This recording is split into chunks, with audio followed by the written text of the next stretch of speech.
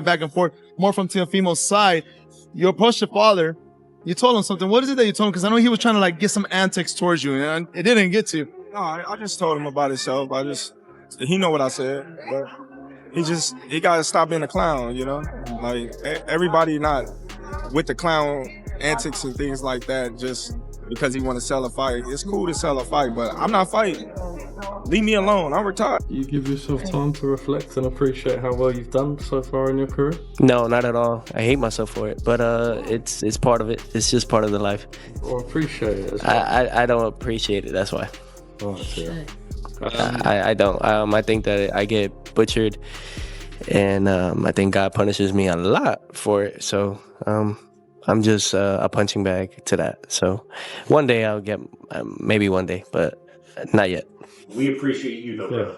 Not yet. These guys appreciate you too. Yeah, no, it's all good. I just never got my fair share. I never did. Not once, man. The way you look at it. Not once. But hey, that's just my journey. I guess I just never took on Baphomet. So Terence Crawford didn't raise his voice. But when Bud addressed Teofimo Lopez's past comments, it landed like a judge's gavel. He wasn't speaking with emotion. He was speaking from principle. Gotta put respect to it. To all my brothers and sisters, I love you guys. Always salute to the power that it be above. I thank you guys. I never wanted anything to harm you guys at all. So for that, my condolences to all guys and to the slavery and everything that's ever happened mentally. See, look, I look at it like this. It's a prime example. When life comes at you, it'll come at you in many ways. And you gotta treat it like a champ. That's it. You gotta treat it like a champ. Tell yourself, it's okay. I learned from it, and I treat it like a champ every time. So if you're going through hard times in your life, whether it's from any sports or academics or anything like that, it's okay. You're still a champ. Essentially, framed it this way, trash talk is part of boxing. But when it crosses into racial insults and stereotypes, you're no longer promoting a fight. You're exposing yourself. Apologize for slavery because of all of the disrespect and the racist comments he was given. Bud Crawford calling him a monkey, the N-word with the hard ER, etc., etc., etc. Who knew all Tio needed was an ass whooping? Well, Shakur gave him The moment mattered because Bud isn't just an internet opinion. Music, he's a pound-for-pound great who's lived the grind and understands how words echo back. Once the gloves offended all of us, so you know exactly what you're doing. You tried to play that game, making them racist remarks, and I said I'm not feeling it. I don't like when Ryan Garcia did it. I'm not understanding that type of stuff at all. I stand firm on that. When Terence Crawford said this after this last match, we got dominated. Shakur Stevenson put down his complete demonstration. He didn't get but one round. Terence Crawford went up. You know, they had the little situation where they was about to get into it and stuff and said, hey, they mad. It's cool when they do it. It's a problem when I do it. F them.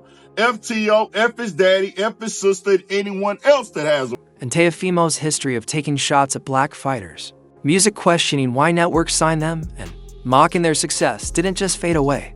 It added up. You could feel it hanging over him when he finally spoke after the loss, talking about punishment and reflection. First of all, you don't joke about people trauma. Second of all, it ain't even funny. So you know why he was doing it. He was purposefully being racist. So you get what you deserve. Tio was complaining about ESPN signing black fighters. From Devin Haney to Shakur to Shushu to Keyshawn. Ironically, they all won, and Tio is the only one that lost. They all won in impressive fashions, becoming champions, etc. Teofimo Lopez is the only one that lost in an embarrassing. Whether you believe in karma or not, boxing has a way of answering disrespect with reality. Then came the ring, and that's where Shakur Stevenson erased all the talk from the opening bell. Shakur didn't just outbox Teofimo, he outhawed him, turning every feint into music a trap and every rush into a mistake. Nah, it was a hell of a night. T.O., he came and tried to do his best, but his best wasn't enough. Yeah, I think that's fair. I thought T.O., he came, he brought it, but you were just that much better. I was so impressed by the range control, the balance, the discipline in there. How did you feel in there? I knew since the second round it was over. I went back to my corner, I told him, I said, I'm stronger than he is. And when I seen that, it just gave me more confidence, and it was my night. Yeah, I mean, I thought you filled out really well, 140. You looked really strong in there, big. Is this your best weight class? I don't know. I don't even know if I'm gonna be at 140. I have no clue.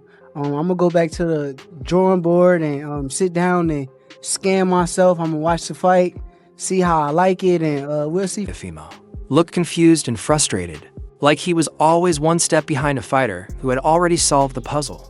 This wasn't about strength or toughness. It was about music timing, IQ, and preparation. Shakur made a former champion look ordinary without needing theatrics.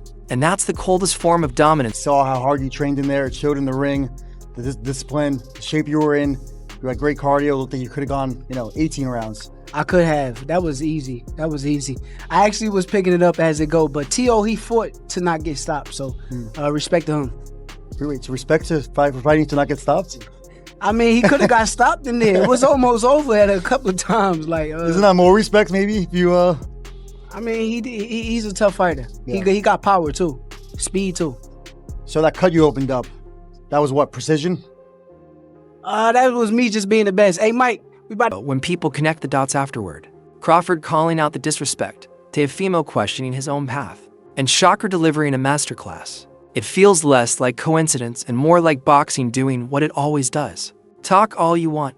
Eventually, the ring tells the truth. Just what was it like in there? How come you didn't really feel like you could get into the rhythm as such? I mean, just your perspective on it. Yeah, I think I was just honestly too focused on one particular objective, one particular thing, than really enjoying what I could see opening. I was catching him a lot with the body shots a lot. So I think that was one of my effective arsenals that was getting him every time.